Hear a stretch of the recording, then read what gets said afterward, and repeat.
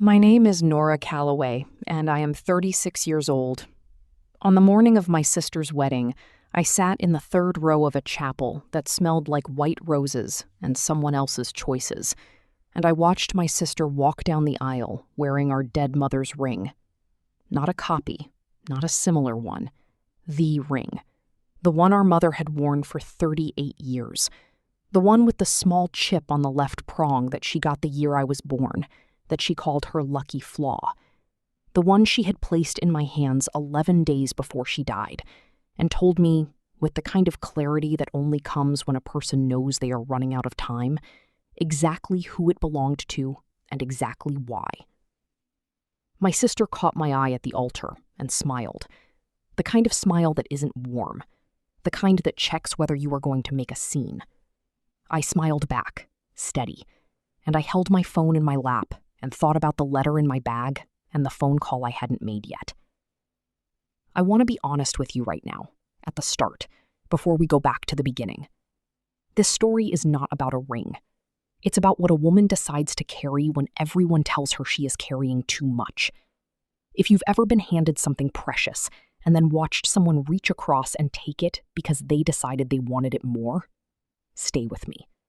Because the ending took 14 months and a single 3-minute phone call, and it will not look the way you expect.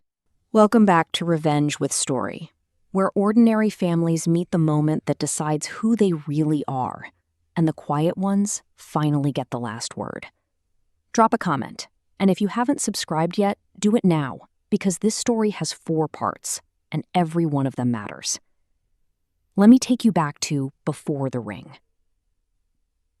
My mother, Patricia Calloway, was a high school art teacher for 31 years. She drove a 2009 Civic with a broken passenger side mirror she kept meaning to fix and never did. She packed her lunch every day in the same green tin, and she could name every student she had ever taught, first and last, going back to 1987. I know because I sat next to her at her retirement dinner and watched her do it from memory, while her colleagues looked at each other with expressions that said they were only now realizing what they had been standing next to. She was the kind of woman that a room didn't know it needed until she left it. My sister Diane, who is 4 years older than me, inherited our mother's looks, dark eyes, the kind of mouth that photographs well, and our father's talent for entering a room as if the room had been waiting. Diane was charming in a way that made people want to earn her attention. Teachers liked her, boys liked her. Our extended family liked her the way people like a chandelier, from a distance, because the light was nice and it was easier not to think too hard about what was holding it up. I was the other one, the quiet one who did the dishes before being asked, who drove Mom to her appointments when Diane was busy.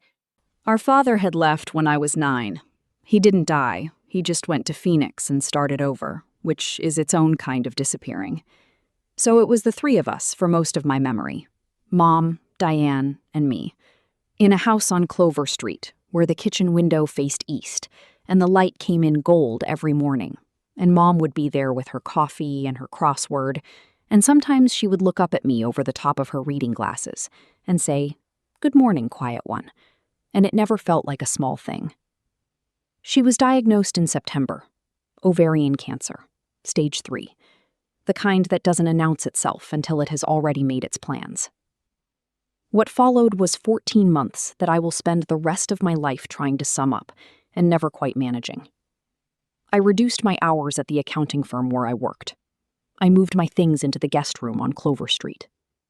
I became the person who knew which pharmacist was fastest and which visiting nurse was kindest, and what exact temperature of broth she could keep down on a bad day. I became the person she talked to at 2 a.m.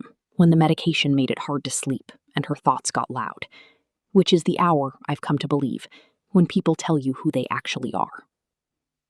Diane came for Christmas. She came for Mother's Day. She came for the last 3 weeks, when the doctor had said what the doctor eventually had to say, which was that we were measuring in weeks now, not months. She cried beautifully. She held Mom's hand for photographs. She did not, as far as I could ever determine, once ask how I was doing. I want to stop here for a moment, because if any part of this is landing somewhere familiar, If you have ever been the one who stayed while someone else only showed up for the moments that would be remembered, I want you to know you are not alone in this, and I see you. Drop a comment. Tell me, because I read them. And if you haven't yet, hit subscribe, because what my mother was carrying in those last weeks changes everything that comes after this. She called me into her room on a Tuesday in October, 11 days before the end, on a morning when the light was good through the east window. She was sitting up against her pillows, which meant she was having a better day, and she had the ring on her right hand instead of her left because her hands had changed shape and it didn't fit the way it used to. Mom, she asked me to close the door. I did. She held out her right hand and looked at the ring for a moment, the small chip on the left prong, the gold worn smooth from 38 years of daily life. She had bought it herself, she had told me once, before your father. A woman shouldn't wait, she said, for someone else to give her the thing that represents who she is. She took it off, which took a moment because of the swelling, and she placed it in my palm and closed my fingers around it. This is yours, she said. Not because you're younger, because you're the one who showed up. I told her I didn't want to talk about it like that. She told me she needed me to listen, not to argue. I listened. She said she had written it down, that there was a letter in the top drawer of her desk, the narrow desk by the window, the one with the paint stains on the left leg from the year she was doing watercolors at home. She said the letter had today's date on it, and her signature, and it explained what she wanted done with the ring and why, in her own words, in case anyone later tried to say she hadn't been clear-headed when she said it. I asked why she was worried about that. She smiled the small, private smile that meant she knew something I didn't yet. Because your sister already asked me for it, she said. Twice. I sat with that. She squeezed my hand. I know my daughters, she said. She died 11 days later, on a Saturday morning, quietly, the way she had done everything important. I held one hand. Diane held the other. The nurse stood by the window. The light was gold. The letter was in the desk, exactly where she said. I found it the morning after the funeral, on a Sunday in November when the house felt like a word someone had erased. The envelope said, "For the record," in Mom's handwriting, which made me smile for a second because it was such a teacher thing to write. Precise, documented, requiring nothing from anyone's memory. Inside, one page, blue ink, her full name at the top, the date, and 3 paragraphs. The first said the ring was mine. The second explained that she had spoken to me about this on the date at the top of the letter, that she was of sound mind, that she was writing this because she wanted there to be no confusion later. The third paragraph was short. It said, "Diane is bright and beautiful, and I love her without conditions. But she has never understood that love is what you do on the ordinary days, not the important ones. Nora has been here for every ordinary day. The ring belongs with her." I read it 3 times, folded it, put it back in the envelope, put the envelope in the inside zip pocket of my work bag, which is where I put things that matter. Then I went back to the kitchen and made coffee and let myself feel the weight of being named by a woman who was no longer there to stand beside me. I didn't show Diane. I had no reason to yet. The ring was on my finger. The letter was in my bag. The matter felt settled. I didn't know yet that Diane had been in that room before me. She called 3 days after the funeral. Her voice had the brisk, organizational quality it always got when she had decided something was being handled incorrectly, and that she was the correct person to handle it. "I've been thinking about Mom's ring," she said, before she'd even asked how I was doing. "She would want it to stay in the family, properly. I'm getting married in 14 months. It should come down the aisle." I said Mom gave it to me. There was a pause. Then, Nora, you're not married. You're not engaged. You don't have any plans. The ring is just sitting on your hand. That seems wasteful. Wasteful. I turned the word over in my head like a stone. I told her Mom had left a letter. She said Mom was on a lot of medication in those last weeks.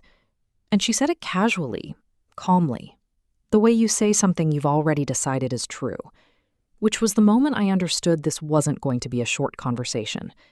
It was going to be a campaign. I said I needed to go, and I hung up. I sat at my kitchen table and looked at the ring on my hand and thought about what kind of person hears the words, "she was on medication," and thinks that's an argument and not a cruelty. Then I got up, put the letter back in my bag, and went to work. Some things you decide without deciding them. You just know. The campaign ran for 14 months. I want to give you the shape of it, because each phase matters. Phase 1 was appeals. Diane called every 2 weeks, always with a new angle.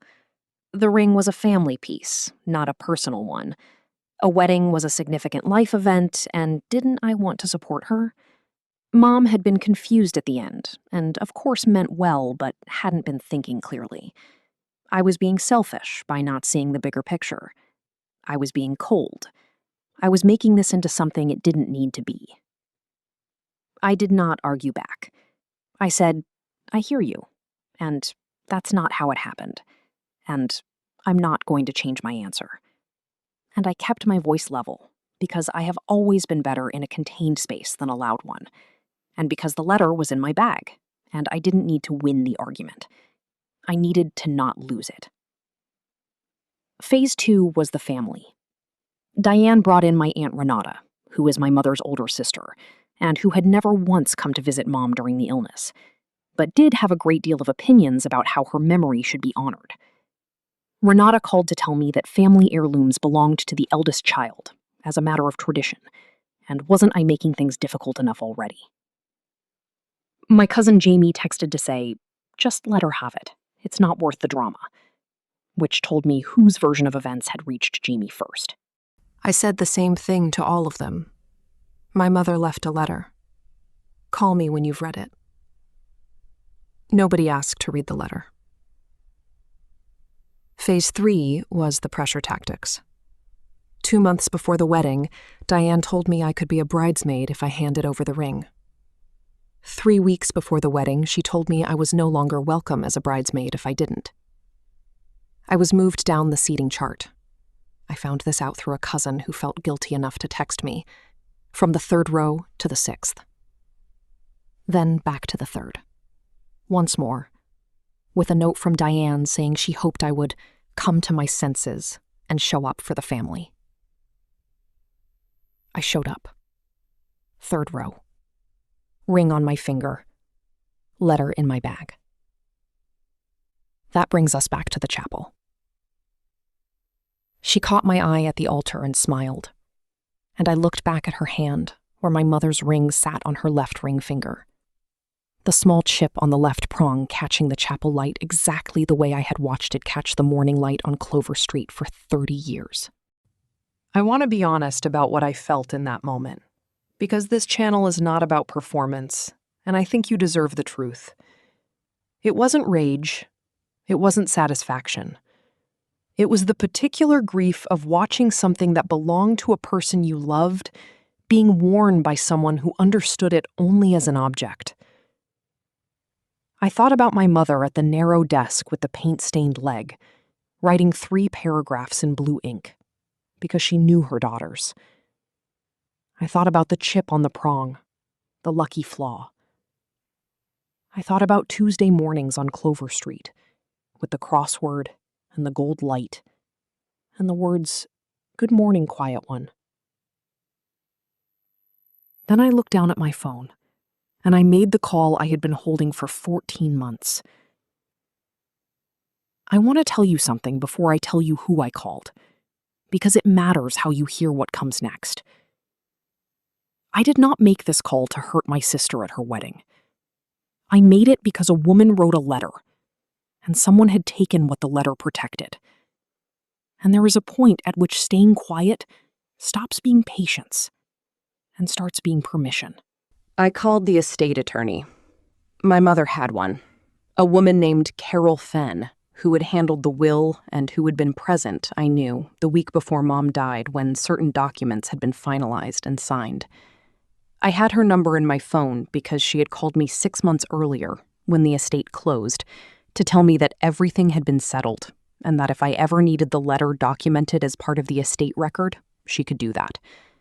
I had said I'd let her know. I let her know. 3 minutes in the third row of a chapel that smelled like white roses. I spoke quietly, my head slightly bowed, the way you look when you're praying or checking a message. I told Carol Fenn that my sister was at this moment wearing an item of personal property that had been specifically and by name assigned to me in our mother's letter, a letter Carol had in the estate file, dated October and signed. I asked what my options were. Carol Fenn said she would send a letter on firm letterhead to my sister's address, the new marital address she had already filed with the estate, by certified mail. The letter would name the ring, reference the date and language of our mother's document, and inform my sister that the item was legally my personal property, and that its continued possession by another party constituted conversion of property under civil law. It would request return within 30 days. I thanked her. I hung up. I sat through the rest of the ceremony with my hands folded in my lap. I did not make a scene. I did not stand up. I did not say a single word to my sister that day that I would need to take back. I ate my dinner at table 7, which was a round table near the bar with 2 cousins I liked and a friend of the groom's who worked in marine biology and had excellent stories about octopuses. I went home at 9 and went to bed and lay in the dark and thought about my mother, the way I do every night, quietly and without drama. The letter arrived at Diane's new address on a Tuesday. I know because she called me on a Wednesday. I know because she called me. She called at 7:14 in the morning, which told me she had been awake for a while before she could bring herself to dial. Her voice was tight at the edges, the kind of tight that comes from trying to sound calm when you are not calm at all. She said, "You had a lawyer send me a letter." I said yes. She said, "On my honeymoon." I said the timing was the Postal Service's, not mine. She said it was humiliating. She said I had gone behind her back. She said Mom would be ashamed of me for doing this to the family. She said I was bitter and jealous, and that I had never been able to let her have anything good. She said the ring had been taken from the jewelry box in Mom's room, and wasn't that interesting? She said a lot of things, and I let her say them, because I have learned that when someone is performing, the kindest thing you can do is give them the stage until they run out of lines, on a Wednesday. When she went quiet, I said one thing. "Mom wrote it down, Diane. She wrote it down because she knew you'd take it, and she wanted there to be a record. That's not me being bitter. That's her being clear." Another silence. Longer. Then she said, very quietly, "She loved me too." And I said, "I know she did. This isn't about that." That was the truest thing either of us said that morning. The ring arrived by registered post 9 days later, packed in a small velvet box inside a padded envelope with no note. I opened the envelope at my kitchen table and took the ring out and held it in my palm for a long moment, the small chip on the left prong, the gold worn smooth. I put it on. I made coffee. I stood at my window and watched the light change, and let myself feel all of it. The grief, and the quiet, and the particular satisfaction that comes not from winning, but from keeping a promise you made to someone who is no longer there to know you kept it. That's enough. that's the whole kind of rich my mother meant. Here's where things stand now, because you deserve the full accounting. Diane and I do not speak often. Not because I cut her off. I didn't. But because there is a kind of silence that settles between two people when one of them has finally stopped performing and the other one has nothing left to perform for. She has my number. I have hers. She sent a text at Christmas that said, "Thinking of you." And I replied, "You too." And meant it, which was more than I expected from either of us. Some relationships do not heal. They just reach a quieter kind of distance. Aunt Renata stopped calling after the lawyer's letter. I don't know if that's guilt or strategy, and I've decided not to spend time figuring it out. My cousin Jamie texted me 4 months later, which surprised me. She said she'd heard what happened, the full version, and that she was sorry for the text she'd sent, and that she'd always liked my mom, and thought she sounded like she made the right call. I called her back. We talked for an hour. That was the best unexpected thing to come out of all of it. A cousin I hadn't properly spoken to since we were teenagers. Now someone I have coffee with on the third Saturday of every month. The ring is on my right hand. I moved it there not because I stopped wanting to wear it, but because my right hand is the one I use for everything that matters. The one I write with, the one I extend when I meet someone, the hand I cook with on Sunday mornings when I make the braise my mother taught me from the recipe her own mother wrote on an index card in 1974. It feels right there. Active. Present. Like a thing being used rather than a thing being kept. I am not engaged. I have no immediate plans to be. And when someone eventually asks about the chip on the prong and I tell them about my mother, the narrow desk, the blue ink, the 3 paragraphs she wrote because she knew her daughters, I think that story will be worth more than any ceremony the ring could have attended without me. My mother lost nothing. She made sure of it by writing it down. The thing they couldn't take, the thing my sister never understood was even on the table, was the fact that my mother had spent the last ordinary Tuesday of her clear days thinking not about what she owned, but about who had shown up, and she had named her. You can take a ring off a nightstand. You can slip it into your pocket while someone is making coffee in the kitchen and a woman is sleeping in the next room. You can wear it down an aisle and smile at the person it was taken from and dare her to make a scene. But you cannot wear the reason it was given. That lives somewhere else. It lives in the Tuesday mornings and the broth at the right temperature and the hand held at 2 a.m. when the thoughts got loud. It lives in every ordinary day that nobody photographed. That's where it will always live. That's my story. 1 ring, 1 letter, 1 3-minute phone call, and a woman who wrote things down because she understood that clarity is a form of love. If this reminded you to tell the people who show up for you on the ordinary days that you see them, do it today. Don't wait for a letter to say it. Call them. Tell them. Be the person who makes it clear while you still can. Share this with someone who needs to hear that showing up is never the small thing. Drop a comment. Subscribe if you haven't. And I'll see you in the next one.